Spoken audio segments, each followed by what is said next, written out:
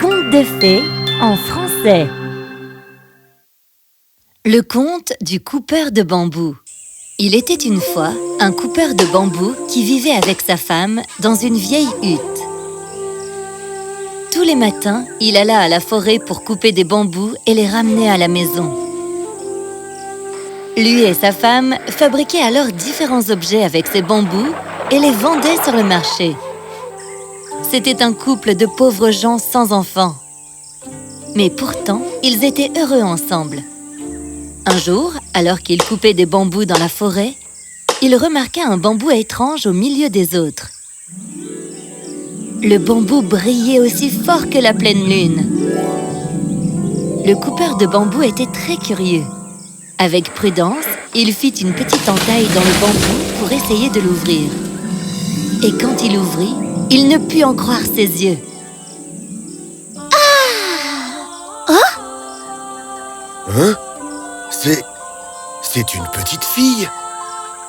Il y avait une minuscule petite fille à l'intérieur. Elle était aussi grande que le pouce du coupeur de bambou. C'était l'enfant la plus jolie qu'il ait jamais vue.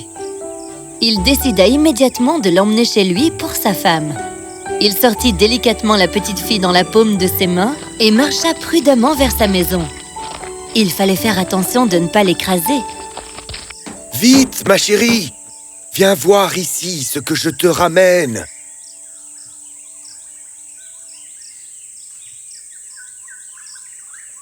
Il raconta l'incident et ouvrit lentement ses mains. Et instantanément, toute la maison s'illumina. Le couple fut très surpris. Elle brille comme la lune. On devrait l'appeler Clair de Lune. Clair de lune? Elle est magnifique! La femme prit une étoffe et posa Clair de lune dessus. Tandis qu'elle l'admirait, une douce brise entra par la fenêtre. La petite fille faillit s'envoler des mains de la femme. Celle-ci essaya de retenir Clair de lune autant que possible. À la fin, quand le vent s'arrêta, le tissu disparut et la petite fille se transforma alors en un bébé de taille normale. Le couple échangea un regard plein de surprise. Oh, notre petite Clair de Lune va nous apporter beaucoup de bonheur. Le lendemain matin, le coupeur de bambou retourna dans la forêt pour y couper des bambous. Hein?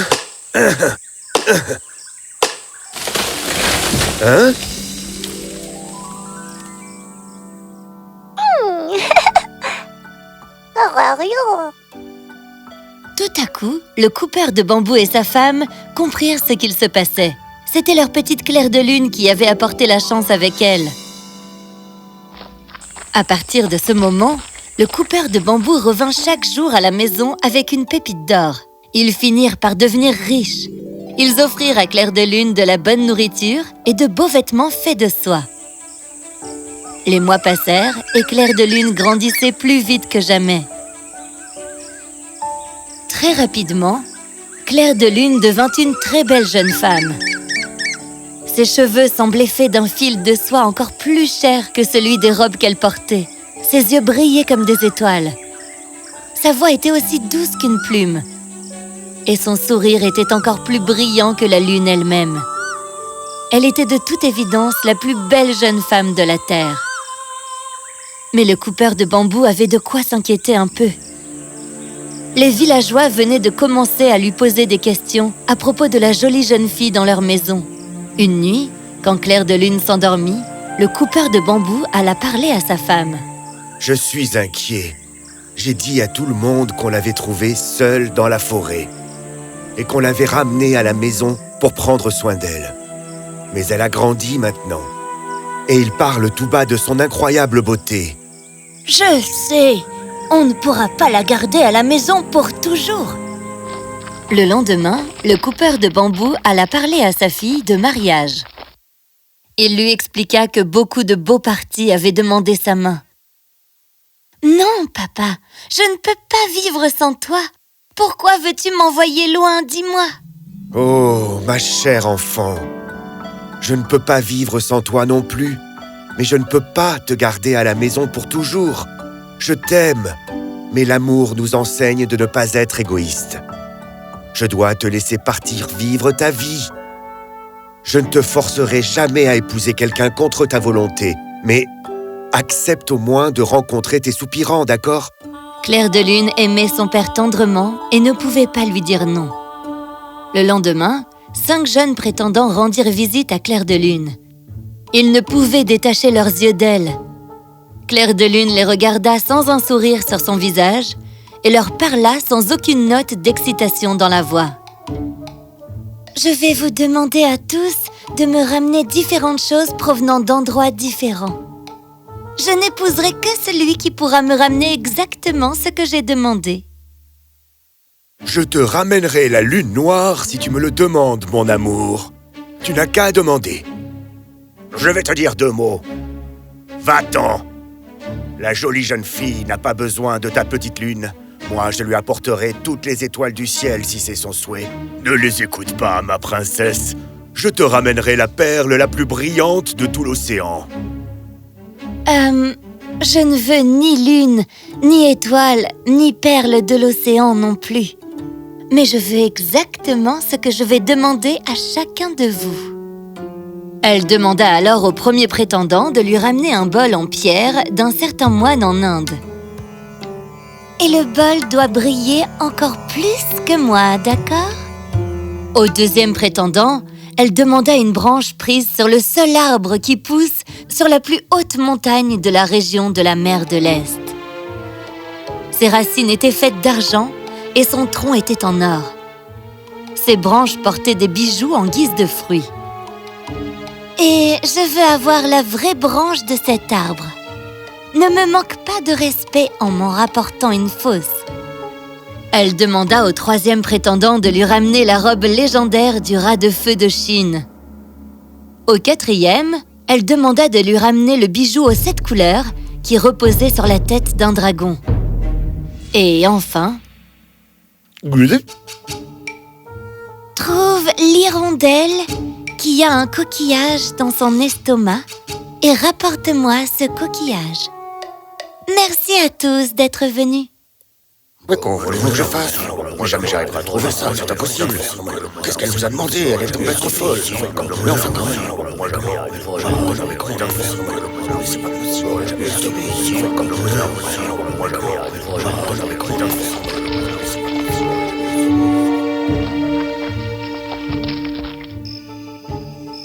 Clair de Lune savait que la tâche était impossible, mais c'était le seul moyen pour elle de rester avec ses parents pour toujours.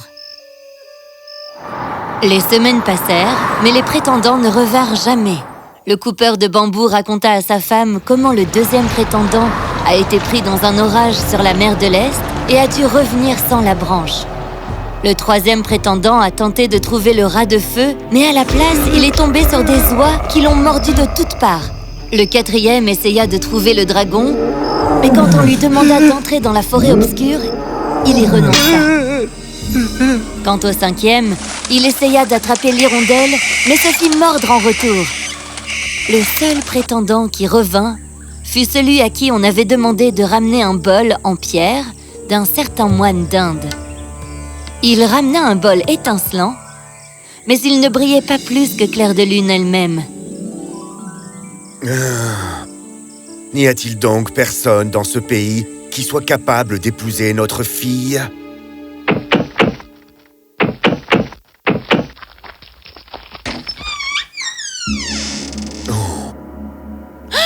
L'empereur? Chez nous? Oh, nous sommes bénis! C'est moi qui devrais m'incliner devant vous. Je suis venu demander la main de votre fille pour l'épouser. J'ai entendu parler de toutes les choses qu'elle a demandées à ceux qui ont voulu se marier avec elle. Avec votre permission, j'aimerais pouvoir lui parler et voir quelle mission elle voudrait me donner. Bien sûr. Je vous en prie, asseyez-vous. Je l'appelle tout de suite. L'empereur attendit nerveusement de voir Clair de Lune. Quand elle apparut, il fut frappé par sa beauté. Il fut alors déterminé à l'épouser. Mais Clair de Lune avait quelque chose à dire. Oh, Majesté, je sais bien que vous pourrez m'obtenir tout ce que je demande.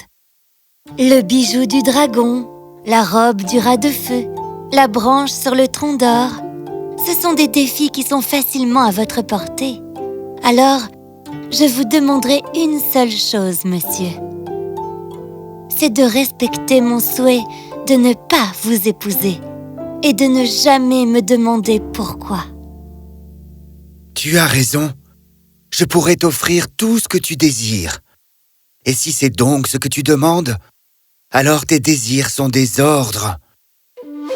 Mais puis-je te demander quelque chose en échange? Tu es une femme forte.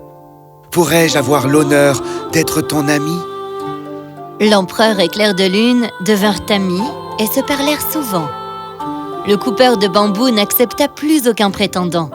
Il ne voulait plus contrarier sa petite Clair de Lune.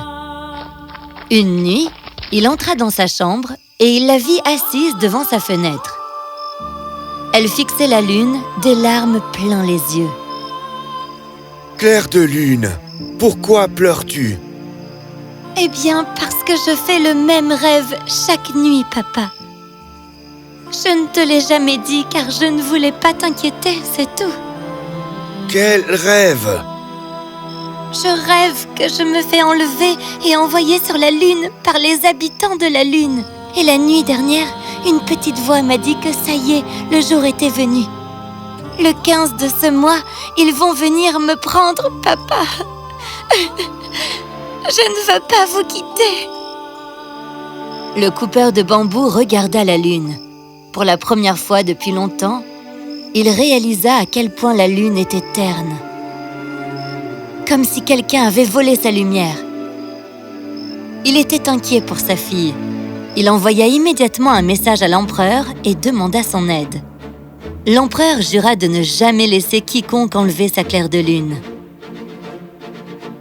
Le 15 de ce mois, je veux 2000 gardes royaux devant la maison de Clair de Lune. Personne ne la touchera. Le 15e jour arriva. La maison de Clair de Lune était encerclée par 2000 gardes royaux prêts à tirer leurs flèches. L'empereur lui-même avait sorti son épée et se tenait debout devant la maison. Le coupeur de bambou emmena Clair de Lune au sous-sol. Sa mère la tenait fort. Tout le monde était prêt à la protéger. Quand soudain, une lumière puissante brilla dans le ciel. Oh! Mais qu'est-ce que c'est que ça? Je ne vois plus rien! Un magnifique carrosse descendit du ciel entouré d'une multitude de fées. Elles jouaient une belle mélodie avec leurs flûtes. Soudain, Clair de Lune ferma les yeux et s'envola malgré elle vers la source de la musique. Elle sortit du sous-sol en volant, suivie de ses parents qui lui couraient derrière. Les fées touchèrent Clair de Lune avec une plume d'argent brillante. Et la robe de Clair de Lune se transforma en une superbe robe blanche, longue et légère. Elle ouvrit les yeux et sourit. Sa peur avait disparu. Elle marcha vers ses parents et les enlaça. « Papa, tu as pris si grand soin de moi. Mais maintenant, je dois retourner auprès des miens pour faire mon devoir. » Quoi? Je ne comprends pas. La lune est terne parce que je suis ici sur Terre, papa. Je suis le Clair de Lune. La lune est incomplète sans moi, tu sais. Je suis la lumière qui guide l'humanité dans les nuits sombres. Je m'étais égarée au milieu d'une journée et j'avais oublié qui j'étais quand je suis venue me poser sur Terre. Perdue et fatiguée, je me suis assise sur le bambou et c'est là que tu m'as trouvée. Donc, tu dois partir maintenant? On ne va pas te manquer? Maman, je viendrai te voir toutes les nuits. La seule fois où tu ne me verras pas, ce sera le soir du mois où il n'y a pas de lune dans le ciel. Et toi, tu as été un grand ami pour moi. Mais je dois partir maintenant. Clair de Lune s'assit dans son carrosse et d'un air joyeux, elle dit au revoir d'un signe de la main à tous les habitants de la Terre. Elle n'était pas triste, car elle savait qu'elle veillerait toujours sur eux depuis le ciel. Le carrosse la porta alors jusqu'à la lune. Le coupeur de bambou sécha ses larmes et attendit le retour de sa claire de lune. Et elle revint, avec la lumière de la pleine lune. La lune brillait de 1000 feux. L'empereur ne se maria jamais. Toutes les nuits, il fixait la lune pendant des heures et souriait à l'amour de sa vie. Le coupeur de bambou retransforma sa grande maison en une vieille petite hutte, car c'était là le seul moyen de pouvoir laisser entrer son clair de lune dans la maison par le toit une fois la nuit venue. Le coupeur de bambou et sa femme finirent ainsi leur vie le plus paisiblement du monde. Fin.